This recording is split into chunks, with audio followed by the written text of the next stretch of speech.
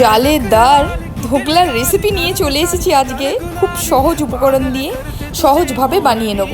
আমি বেসমের মধ্যে নুন, হলুদ আর চিনি দিয়ে ভালোভাবে মিশিয়ে নিলাম। তারপরে জল দিয়ে একটা ঠিক বেগুনির যেমন ব্যাটারটা হয় ওরকম ব্যাটার তৈরি করে নেব।